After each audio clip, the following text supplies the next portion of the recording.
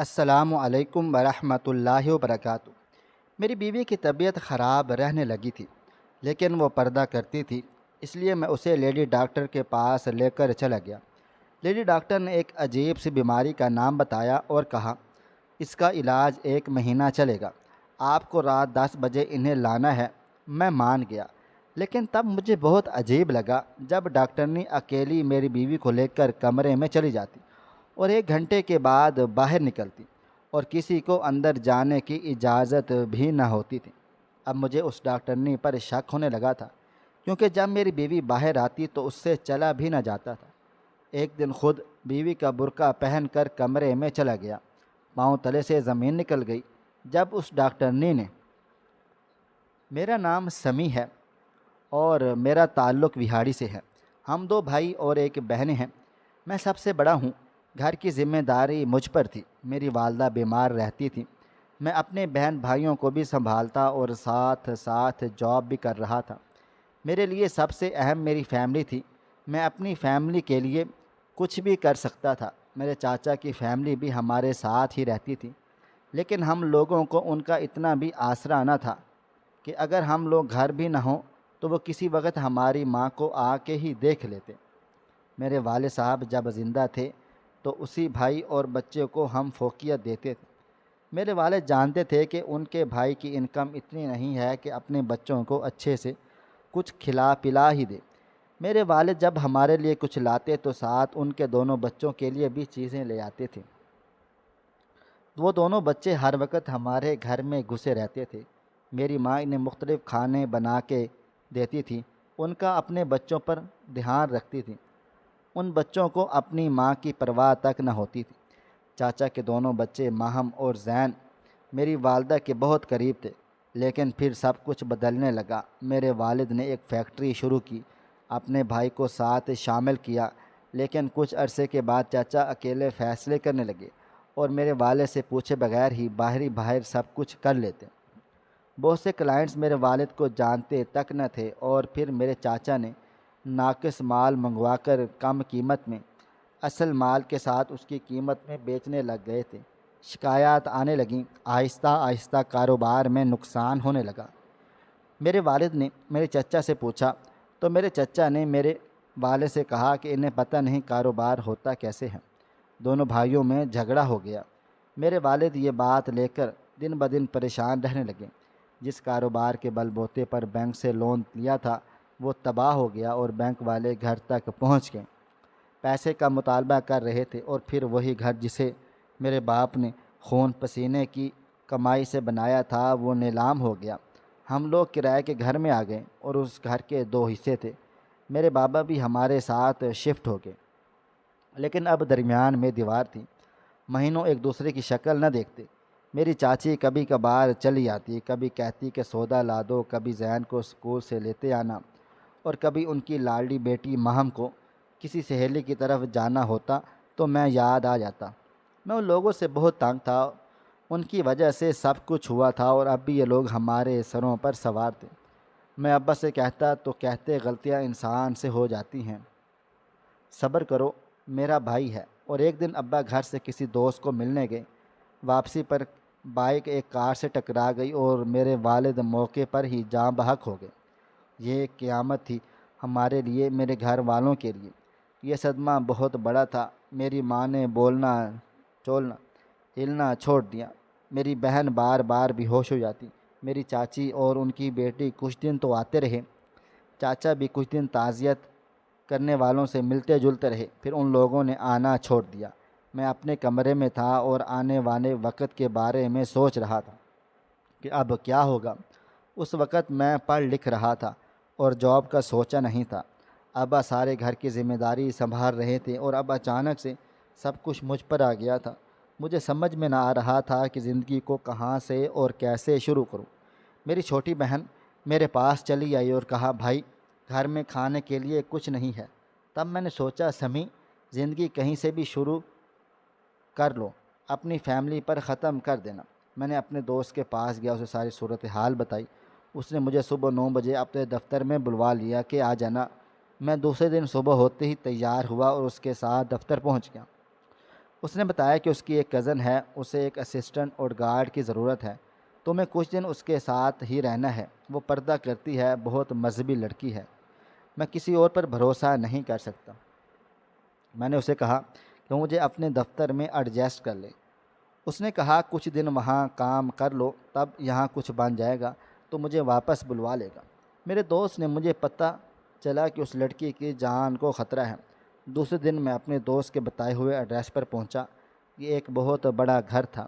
Get پر کھڑے guard نے intercom پر میرے اندر آنے کی اطلاع دی۔ کچھ دیر میں مجھے اندر بلا لیا گیا۔ مجھے بیٹھے 15-20 منٹ ہوئے تھے جب ایک خاتون چلی آئی اور مجھے کہا تم سمیع ہو؟ میں ادب سے کھڑا ہو گیا اور کہا جی میں سمیع ہوں۔ وہ عورت بھی پردے میں تھی، میری نظریں جھکی ہوئی تھیں۔ میں سمجھا شاید یہی دوست کی کزن ہے۔ وہ خاتون کہنے لگی کہ میں شیراز کی خالہ ہوں۔ شیراز میرا وہی دوست جس نے مجھے یہاں پر بھیجا تھا۔ کہنے لگے اس نے تمہاری بہت تعریفیں کی ہیں اور مجھے یقین ہے شیراز کسی غلط شخص کا انتخاب نہیں کر سکتا۔ تمہاری ڈیوٹی اتنی ہے کہ اگر کچھ برا ہونے لگے تو خود کو موت کے حوالے کر دینا، لیکن میری بیٹی کو کچھ بھی نہیں ہونا چاہیے۔ میں نے حیرانگی سے اس عورت کو دیکھا جس کی نظریں مجھے ایکس رے مشین کی طرح لگی تھیں، جو میرے اندر کے آدمی کو پہچان لینا چاہتی تھی۔ میں نے کہا آپ فکر نہ کریں، میں خود سے زیادہ آپ کی بیٹی کا خیال رکھوں گا۔ وہ عورت اب بیٹھ گئی تھی اور ایک ملازمہ سے ٹھنڈا پانی منگوایا۔ تب تک ایک لڑکی وہاں آ گئی۔ اس لڑکی نے اپنا تعارف فضا کے نام سے کروایا اور کہا اسے میرے حلیے پہ اعتراض ہے، میں کہیں سے بھی کوئی گارڈ نہیں لگتا۔ میں نے پہلی بار افسوس کیا زندگی پہ، ایک لڑکی کی سیکیورٹی کے لیے مجھ جیسے ہیرو ٹائپ بندے کو عجیب سا بننا پڑا۔ مجھے کالے کپڑے پہننے کا کہا گیا اور بال بھی جو مجھے بہت پسند تھے۔ کہا گیا یہ کل سے نہ ہوں۔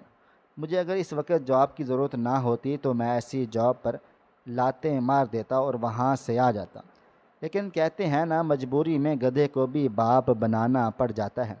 بس یہی معاملہ تھا میرے ساتھ بھی۔ گھر آ کے میں بہت زیادہ ڈسٹرب رہا۔ لڑکی مجھے کچھ مغرور سی لگ رہی تھی۔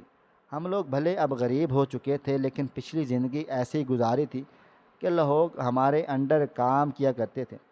مجھے سب کچھ اچھا نہیں لگ رہا تھا، لیکن بیمار ماں اور جوان ہوتی بہن اور چھوٹے بھائی کی تعلیم، سب کچھ میرے سامنے تھا اور مجبوری انسان سے بڑا کچھ کروا دیتی ہے۔ میں دوسرے دن ناشتہ کر کے پہنچا تو وہ لڑکی کالج جانے کے لیے تیار تھی۔ اس وقت بھی وہ پردے میں تھی۔ اسے کالج چھوڑ کے میں اپنے دوست کے پاس چلا آیا اور اسے کہا کہ اس نے میرے ساتھ اچھا نہیں کیا، مجھے کس مصیبت میں پھنسا دیا ہے۔ پہلے تو مجھے شلوار قمیض میں دیکھ کر حیران ہوا اور پھر میری بالوں کی حالت پر خوب ہنسا۔ مجھے اس پر بہت غصہ آیا۔ اس نے مجھے کہا کہ اس لیے قابل اعتماد ہوں، اس کی کزن اور ساری فیملی اس وقت بڑی مشکل میں ہے۔ میرے دوست شیراز نے بتایا کہ وہ لوگ سید ہیں، ان کے گھر کزن بغیر اجازت کے نہیں جا سکتے۔ اور فضا پہلے شیراز کی منگیتر تھی اور شیراز کی بہن فضا کے بھائی کی بیوی تھی۔ فضا کے بھائی نے شیراز کی بہن کو طلاق دے ڈالی، جس کی وجہ سے شیراز اور فضا کا رشتہ بھی ختم ہو گیا۔ اس لیے شیراز اب ان کے گھر نہیں جا سکتا۔ میں شیراز سے پوچھنا چاہتا تھا کہ فضا کو کس سے جان کا خطرہ ہے، لیکن میں پھر کبھی پوچھنے کا سوچ کر وہاں سے آ گیا۔ فضا کو گھر چھوڑ کے میں اس کے بھائی کے ساتھ چلا گیا۔ شام کو واک کرنے جانا تھا۔ فضا کی نسبت اس کا بھائی کچھ نرم مزاج شخص تھا۔ اس نے مجھے بتایا کہ اس کی والد کی 2 شادیاں ہیں اور جو عورت گھر پہ ہے وہ ہماری سوتیلی ماں ہے، لیکن وہ ہم سب کو بہت محبت کرتی ہے۔ اس کی اولاد نہیں ہے، اسی نے ہمیں پالا پوسا ہے۔ ہماری ماں کچھ سال پہلے فوت ہو گئی تھی۔ میں سوچنے میں مجبور تھا کہ گھر پہ جو عورت اس دن مجھے سمجھا رہی تھی اس کی آنکھیں مجھے کچھ عجیب و غریب لگیں۔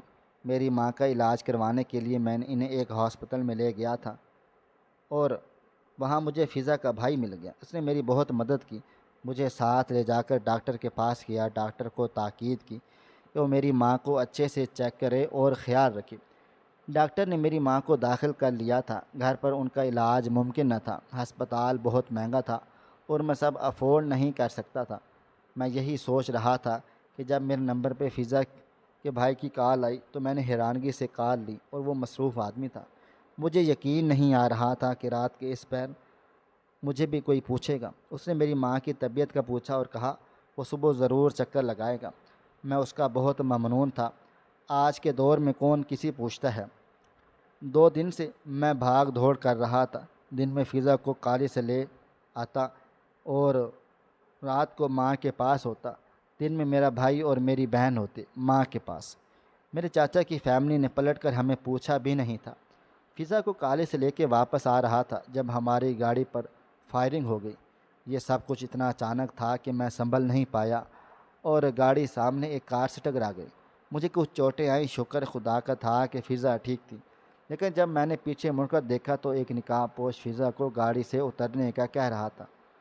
وہ مسلسل یہی کہہ رہی تھی، سمی گاڑی نکالو، گاڑی لاکڈ تھی اس لیے شیشے بند تھے اور گاڑی بلٹ پروف تھی۔ میں نے درد کو برداشت کرتے ہوئے گاڑی کو بڑی مشکل سے وہاں سے نکالا۔ وہ گاڑی اب بھی میرا پیچھا کر رہی تھی۔ میرے سر میں درد سے ٹیسیں اٹھ رہی تھی، لیکن میں گاڑی کو وہاں سے نکال کر لے آیا۔ فضا کے سارے گھر میں بھونچال آ گیا تھا، یہ سن کے کہ فضا کی والدہ اس کا صدقہ دے رہی تھی۔ اس کا بھائی مسلسل پولیس سے رابطے میں تھا۔ اس نے مجھے ساتھ لیا اور کلینک پہ آ کے میری مرہم پٹی کروائی۔ میں اب ماں کے سامنے جانے سے ڈر رہا تھا۔ مجھے اس حالت میں دیکھتی تو پریشان ہو جاتی۔ میں 2 دن باہر سے ہی انہیں دیکھ کے لوٹ آتا۔ میرے سر میں مسلسل درد رہنے لگا تھا۔ اس دن بھی میں گھر پہ تھا جب میرے چچا کی بیٹی آئی۔ میں نے نفرت سے اسے دیکھا اور کہا، کیسے ہمارے گھر کا راستہ بھول گئی؟ کہنے لگی، تمہاری امی کا پوچھنے آئی تھی۔ میں نے کہا کہ شکر اللہ کا زندہ ہیں وہ میرے پاس بیٹھ گئی اور کہنے لگی، سر پہ چوٹ کیسے لگ گئی؟ مجھے جب سے پتہ چلا ہے کہ میں سو نہیں سکی سکون سے۔ تمہارے درد کا احساس مجھے چین نہیں دے رہا تھا اور میں ابا کو بتائے بغیر تمہیں پوچھنے آ گئی۔ میں ہنستے ہوئے سے دیکھا اور کہا، معمولی چوٹ ہے اور تمہیں فکر کرنے کی ضرورت نہیں ہے۔ میں بچہ نہیں ہوں، اپنا خیال رکھ سکتا ہوں۔ اس نے میرا ہاتھ پکڑ لیا اور کہنے لگی، بچے نہیں ہو لیکن مجھے سمجھتے نہیں۔ میں تمہیں کب سے بتانا چاہتی تھی کہ تم میرے لیے بہت خاص ہو۔ میں تم سے محبت کرتی ہوں اور تمہارے بغیر جینا بہت مشکل ہے۔ تائی گھر آ جائیں تو تم ان سے بات کرو اور ابا سے میرا رشتہ مانگ لو۔ میں نے اپنا ہاتھ چھڑوایا اور کہا، مجھ سے دور رہنا، مجھے نفرت ہے تم سے بھی اور تمہارے خاندان سے بھی۔ تم نے سوچ بھی کیسے لیا کہ میں تم سے شادی کروں گا؟ تم لوگ بے حس ہو، سب کچھ لوٹ لیا ہمارا۔ میں تو تم لوگوں کی شکل بھی نہیں دیکھنا چاہتا، چلی جاؤ یہاں سے۔ وہ روتے روتے چلی گئی۔ مجھے بہت حیرت تھی، یہ لڑکی پتہ نہیں کیا سوچ رہی تھی۔ میں ہسپتال میں پہنچا تو ڈاکٹروں نے بتایا کہ میری والدہ کی حالت دن بدن بگڑتی چلی جا رہی ہے، کوئی دوائی بھی اثر نہیں کر رہی۔ میں اپنی والدہ کے پاس گیا جو زندگی کی آخری سانسیں گن رہی تھی۔ میری بہن مجھے دیکھ کر دوڑ کے میرے سینے سے لگ گئی تھی۔ میں بھی اپنا ضبط کھو رہا تھا۔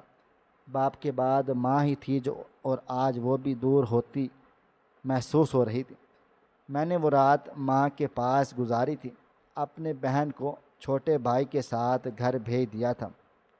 وہ جانا بھی نہیں چاہتی تھی، لیکن میں نے تاکید کر کے اسے گھر بھیج دیا۔ پچھلے 2 دن سے وہ یہاں پر تھی۔ اس کی حالت بھی بہت زیادہ خراب ہو گئی تھی جاگنے کی وجہ سے، اس لیے میں نے سوچا وہ گھر جا کے ریسٹ کر لے۔ وہ رات مجھ پر بہت بھاری تھی۔ رات 2 بجے میری ماں کی حالت بگڑ گئی اور ڈاکٹر کچھ نہیں کر سکا۔ میری ماں ہمیں چھوڑ کر اس دنیا سے چلی گئی۔ ایمبولینس سے ماں کو گھر لے کر پہنچا تو قیامت ہی قیامت تھی۔ میں وہ دن نہیں بھول سکتا۔ میری بہن نے میرا گریبان پکڑ لیا، کہنے لگی، میں نہیں آنا چاہتی تھی، تم نے مجھے گھر بھیجا۔ بھائی کاش میں نہ آتی، ماں کے پاس رہتی، لیکن میں کیسے سمجھاتا، جب موت آتی ہے تو جانے والا کو اس کا کوئی پیارا بچا نہیں سکتا، تو میری ماں کو میں ہی بچا لیتا۔ میں بھلا جانے دیتا۔ بہت دن اس دکھ اور صدمے میں گزرے تو رو رو کر آنکھیں بھی خشک ہو چکی تھی۔ فضا اور اس کا بھائی بھی افسوس کرنے آئے تھے۔ کچھ دن کے بعد خود کو سمجھایا کہ سمی گھر بیٹھ کے کچھ نہیں ہوگا، زندگی میں جو رشتے بچے ہیں انہیں تو دیکھ لو اور انہیں کی خاطر بہادر بنو۔ میں پھر سے جاب پہ جانے لگا۔ فضا کے پیپرز ہو رہے تھے۔ ایک دن اس کی طبیعت خراب تھی، بخار کی وجہ سے اس کی آواز بھی عجیب سی ہو رہی تھی۔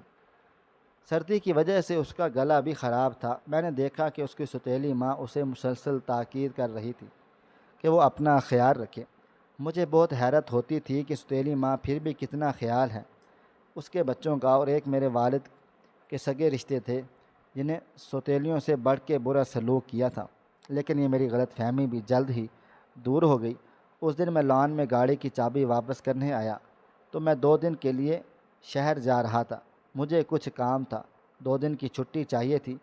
جب فضا کی ستیلی ماں نے مجھے کہا اگر میں اس کی بات مان لوں تو وہ مجھے منہ مانگی قیمت دے گی، میں حیران و پریشان رہ گیا کہ وہ خاتون مجھ سے کیا چاہتی تھی۔ میں نے پوچھا کہ مجھے کیا کرنا ہوگا۔ اس نے کہا کہ میرے پیروں تلے سے زمین نکل گئی تھی۔ اس عورت نے کہا کہ کچھ دن کے بعد جب کچھ لوگ فضا کو اغوا کرنے کے لیے آئیں گے تو اسے بچانا نہیں ہے، بلکہ صرف اور صرف ڈرامہ کرنا ہے بچانے کا، اور وہ وہاں سے نکل جانا ہے، باقی وہ خود دیکھ لے گی۔ میں نے کہا تم ایسا کیوں چاہتی ہو؟ وہ بہن بھائی جو تم سے سکی ماں کی طرح پیار کرتے ہیں۔ اس عورت نے بتایا کہ شیراز اس کا بھانجا ہے، اس نے ہی یہ رشتہ کروایا تھا، لیکن فراز کے بھائی کی وجہ سے ختم ہو گیا اور میری بھانجی کی زندگی بھی خراب ہو گئی۔ میں صرف یہ چاہتی ہوں کہ فضا کی شادی شیراز سے کر دوں، اور یہ سب کچھ اس کا بھائی ہونے نہیں دے گا، اس لیے سب کچھ کرنا پڑے گا نکاح کروانے کے لیے۔ میں نے کہا یہ کام میں نہیں کر سکتا، آپ سے بھی کہوں گا کہ یہ سب نہ کریں۔ وہ عورت ہنسنے لگی اور بولی کہ لو بات کر لو۔ اس نے نمبر ملا کے فون میری طرف بڑھایا۔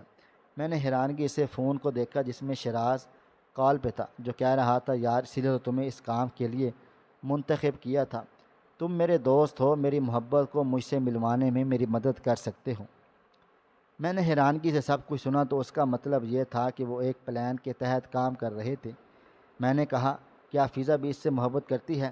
شیراز نے کہا اس کا کیا ہے، شادی کے بعد ہو جائے گی، محبت بھی، وہ تمہارا مسئلہ نہیں ہے، تم صرف اتنا کرو جتنا کہا گیا ہے۔ میں نے کہا کہ میں یہ سب کچھ نہیں کر سکتا، میں بھی ایک بہن کا بھائی ہوں اور میں بھی کسی کی بہن کی زندگی داؤ پر نہیں لگا سکتا۔ میں نے چھٹی کا ارادہ کینسل کر دیا تھا اور فضا کا پہلے سے زیادہ خیال رکھنے لگا۔ ایک دن میں اسے لے کے واپس آ رہا تھا کہ ایک گاڑی نے ہمارا راستہ روکا۔ مجھے گاڑی سے باہر نکلنے کا کہا۔ میں نے فضا کی طرف دیکھا جو خوفزدہ سی مجھے دیکھ رہی تھی۔ میں نے کہا کہ میرے ہوتے ہوئے آپ کیوں ڈر رہی ہیں؟ کچھ نہیں ہوگا۔ اس نقاب پوش نے مجھے کہا کہ میں گاڑی سے باہر نکلوں۔ فضا بھی میرے ساتھ تھی۔ وہ لوگ اپنی گاڑی میں مجھے اور فضا کو ایک جگہ لے آئے۔ ہمیں ایک کمرے میں بند کر دیا گیا۔ ہم لوگوں کو سمجھ نہیں آ رہی تھی یہ سب کیا ہو رہا ہے۔ وہاں سے نکلنے کا طریقہ ڈھونڈا جا رہا تھا۔ جب دروازہ کھلا تو سامنے فضا کے بھائی کو دیکھ کے میں حیران و پریشان رہ گیا۔ اس نے میرا گریبان پکڑ لیا اور بری طرح سے مجھے مارنے پیٹنے لگا۔ بار بار مجھے نمک حرام کہہ رہا تھا۔ میں نے ہاتھ نہیں اٹھایا۔ جب اس نے کہا فضا پہ تم نے نظر کی ہے؟ کیسے؟ تب میں نے اس کا ہاتھ پکڑ لیا اور کہا یہ جھوٹ ہے، میں ایسا سوچ بھی نہیں سکتا۔ فضا نے بھی کہا بھائی آپ کو غلط فہمی ہوئی ہے۔ اسی وقت شیراز اور فضا کی ستیلی ماں بھی آ گئیں۔ شیراز مجھے مارنے کے لیے بڑھا۔ میں نے ہاتھ پکڑا اور مکہ اس کے منہ پر دے مارا اور فضا کے بھائی سے کہا یہ سب کچھ اسی کا کیا دھرا ہے۔ فضا کی ستیلی ماں نے کہا کہ سب کچھ سمی نے کیا ہے، یہ کافی دنوں سے مجھے کہہ رہا تھا کہ فضا سے میری شادی کرا دے۔ میں حیرانی سے اس شاطر عورت کو دیکھا۔ فضا نے اپنے بھائی کو سب کچھ بتا دیا کہ وہ میری اور اپنی ستیلی ماں کی باتیں سن چکی تھی۔ فضا کے بھائی نے مجھ سے معافی مانگی اور کہا کہ تم سے زیادہ میری بہن کا کوئی خیال نہیں رکھ سکتا۔ اس نے میرا نکاح فضا سے کروا دیا اور مجھے یقین نہیں ہو رہا تھا۔ وہ لڑکی میری قسمت میں لکھ دی گئی تھی جس کو میں پانے کے خواب بھی نہیں دیکھ سکتا تھا۔ فضا کے بھائی نے کہا کہ میں ان کے گھر شفٹ ہو جاؤں، اپنے بہن بھائیوں کو بھی ساتھ میں رکھ سکتا ہوں، لیکن مجھے یہ منظور نہ تھا۔ میں نے کہا اگر فضا وہاں رہنا چاہے تو رہ لے، لیکن میں ان کے گھر میں نہیں رہ سکتا۔ اور مجھے اس بات پر بہت خوشی ہوئی جب فضا نے میرا ساتھ دیا اور کہا کہ وہ بھی وہیں رہے گی جہاں اس کا شوہر رہے گا۔ فضا کوئی نیکی کا صلہ تھی میرے لیے، مجھے فخر تھا کہ وہ میری بیوی تھی۔ مجھے کچھ دن میں احساس ہو گیا کہ مجھے اس سے محبت ہو چکی ہے، اور اتنی محبت تھی کہ میں اسے دیکھے بغیر جینے کا تصور بھی نہیں کر سکتا تھا۔ کچھ دنوں سے میری کزن ماہم سے فضا کی دوستی رکھی ہوئی تھی اور بہت آنا جانے لگے۔ میں فضا کو پریشان نہیں کرنا چاہتا تھا، اس لیے نہ ماہم کے بارے میں کچھ بتایا اور نہ ماہم سے ملنے سے منع کیا۔ انہی دنوں میری بیوی کی طبیعت خراب رہنے لگی، لیکن وہ پردہ کرتی تھی، اس لیے میں لیڈی ڈاکٹر کے پاس لے گیا۔ لیڈی ڈاکٹر نے ایک عجیب سی بیماری کا نام بتایا اور کہا 1 مہینہ علاج چلے گا آپ کو رات 10 بجے انہیں لانا ہے۔ میں مان گیا، لیکن تب مجھے بہت عجیب لگا جب ڈاکٹرنی نے اکیلے میری بیوی کو لے کر کمرے میں چلی جاتی اور گھنٹے کے بعد باہر نکلتی اور کسی کو اندر جانے کی اجازت نہ ہوتی۔ اب مجھے اس ڈاکٹرنی پر شک ہونے لگا، کیونکہ جب بیوی باہر آتی تو اس سے چلا بھی نہ جاتا۔ ایک دن خود بیوی کا برقع پہن کر کمرے میں چلا گیا، پاؤں تلے زمین نکل گئی جب اس ڈاکٹرنی نے مجھے لٹا دیا اور انجیکشن لگانے لگی، اور ایک پردے کے پیچھے سے میری کزن اور فضا کی ستیلی ماں بھی نکل آئیں۔ وہ لوگ ڈاکٹر کے ساتھ ملوث تھے اور میری بیوی کو ایسی دوائیاں اور انجیکشن دے رہے تھے کہ وہ بیمار ہی رہے اور کبھی ماں نہ بن سکے۔ میں نے چہرے سے چادر ہٹائی تو ان کی حالت ایسی تھی جیسے سانپ سونگھ گیا ہو۔ میں نے ماہم کو تھپڑ مارا اور کہا کہ کیا بگاڑا تھا فضا نے تمہارا؟ کہنے لگی اور کیا بگاڑے، تم اس کے ہو گئے، تمہیں مجھ سے چھین لیا۔ میں نے کہا چھینا اسے جاتا ہے جو آپ کا ہو، تمہیں یہ غلط فہمی کیوں ہے کہ میں تمہارا تھا؟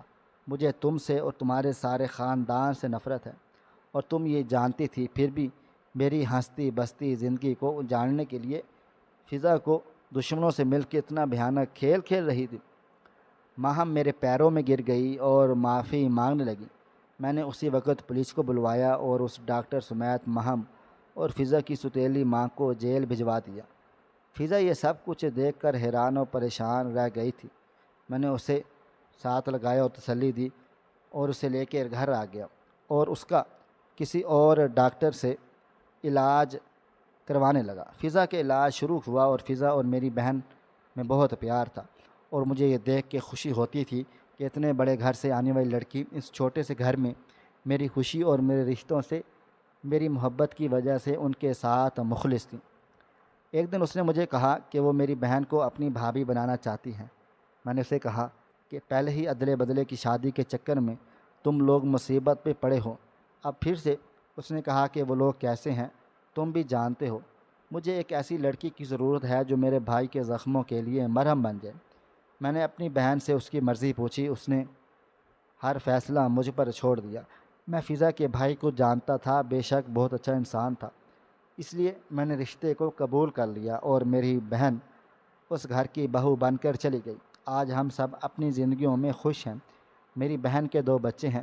میں ابھی تک اس نعمت سے محروم ہوں، لیکن اللہ تعالیٰ کی رحمت سے نا امید نہیں ہوں۔ میں نے زندگی سے یہی سبق سیکھا ہے کہ رشتوں کی قدر کر لیں، ان کے ساتھ مخلص رہیں۔ محترم ناظرین، مزید اس طرح کے سبق آموز کہانیاں اور واقعات سننے کے لیے ہماری ویڈیوز کو لائک کریں، شیئر کریں اور ہمارے چینل کو سبسکرائب کر لیں۔ شکریہ۔ اللہ حافظ۔